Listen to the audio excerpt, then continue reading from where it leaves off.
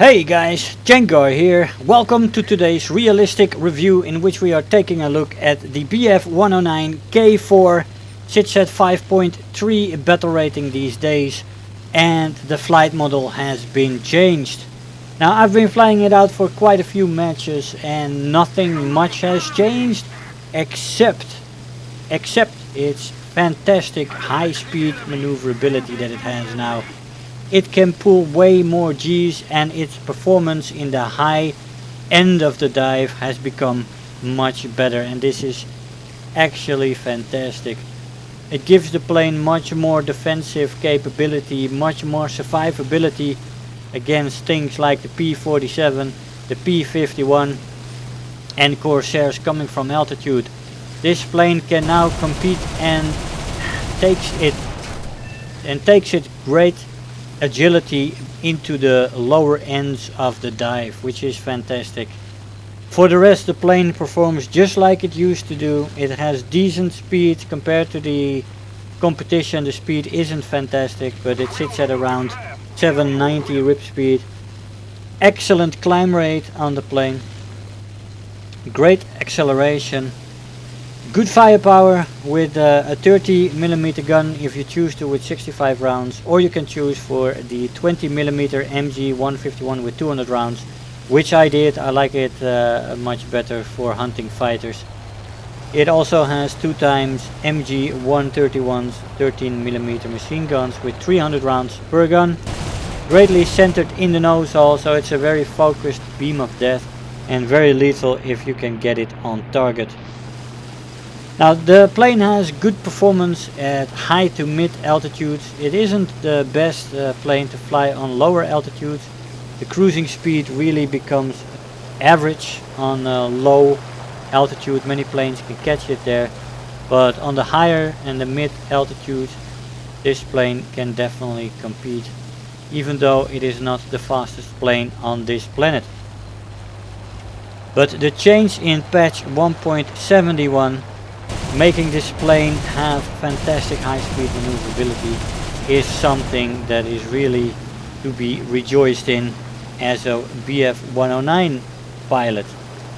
This is really giving the plane a lot more options, and you can go into dogfights and high altitude dives and all that jazz with much more confidence.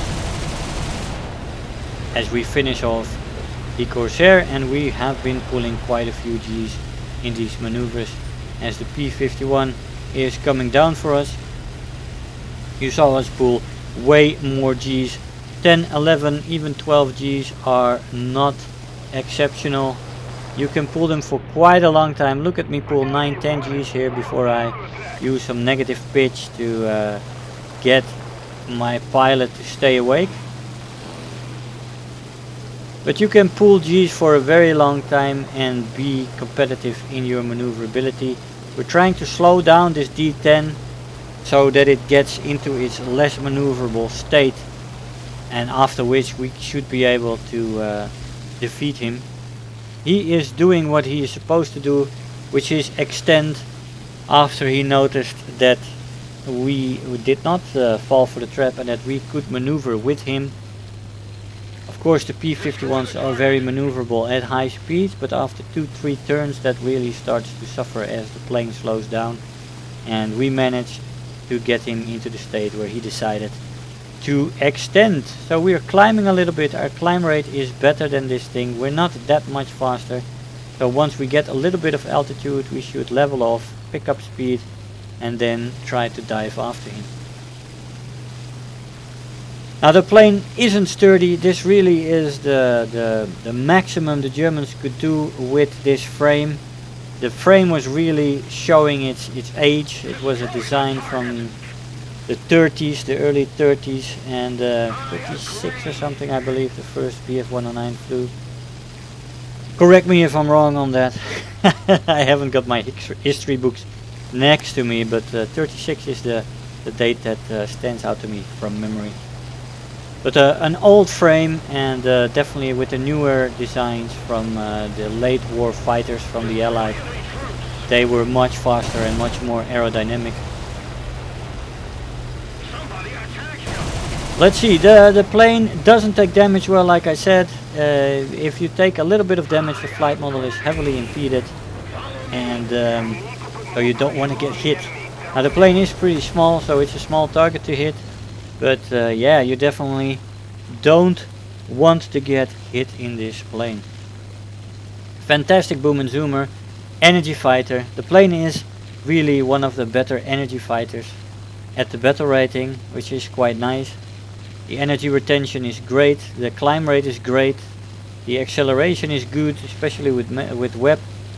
It's just an all-round great plane, and it's pretty maneuverable as well. And now that they changed the high-speed maneuverability, this plane really is becoming much more competitive at its battle rating. Of course, this thing faces the Bearcats, the Griffon Spitfires, all the good planes that you can imagine. And the terrible performance in high-speed dive was really bad for this plane, and it made it not completely competitive, although you could still really do a job in this plane if you kept it strict in its preferred roles. But now this change gives it a lot more survivability against the high-end Allied fighters, and that is something to be applauded. It's really enjoyable to fly this plane, and now even more, as we're trying to get our 4th kill in this match. If this Wyvern wants to line up for my guns correctly, let's see if we can get the finishing shot here. He is turning. Come on, hit. That's a hit. No. We get an assist. He lost tail control. We did push that tail control, but we did not crit him. So we shot we basically shot him, but we got that tail control with a hit, and the other guy, probably the 190, probably got a crit on something, and he gets the kill because he had the crit and I did not. 3 kills and 1 assist in this match. Let's see what kind of rewards we got for that performance. We've got Terror of the Sky, Bulletproof and On Hand, 58,000 Silver Lions and 3,000 research points. Hey guys, so here we are after the match. Now this plane now has become so much better. There is so little changed about this plane, but it makes such a huge difference, especially against the high altitude American fighters, that the P-47, the P-51, certain Spitfires as well, Corsairs coming from altitude. All these planes have had better high speed maneuverability than this plane. The compression on this plane on the higher speeds was really awful and made this plane really terrible to get the high speed dives in, especially with somebody behind you, and you could not make the same maneuvers as those fighters, and now you can. It pulls many more Gs, the pylon blackens out much later, and the plane stiffens up much less, stays agile, and you can definitely go into a scuffle now with the Allied fighters, really improving your survivability in this plane a lot, and making it much more enjoyable to fly, because in the end it's an energy fighter, but it is also often used as a boom and zoomer, and the terrible high speed performance was really making it less useful as a high-end boom and zoomer. But now that has been rectified, and fantastic. It's a joy to fly now. I would try it out if you have not used it yet after patch 1.71. It really is a different beast now, and yeah, have fun in it, enjoy it, and very competitive now at the 5.3 battle rating. Guys, I hope you enjoyed the video. I want to thank you all for watching, and I'll see you guys next time. Bye bye. If you're new here, make sure to hit the subscribe button, become part of this community. If you are already a subscriber, don't forget to like the video, do leave me a comment, and if you really feel like helping out today, make sure to share the video with your friends and let them know about the channel.